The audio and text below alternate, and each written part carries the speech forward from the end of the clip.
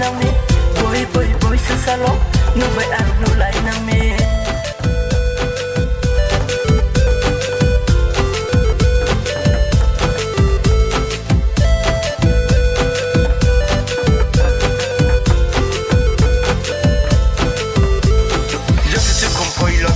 nói giặc chưa đâu nhé so sánh này khe bắt cha con mày này để mau nhói bắt cha con mày này để không có lúc phê chẳng con phải đi hey hey hey ya chồng hey hey hey ya chồng adu aslam na bây giờ ni zara lại nang khe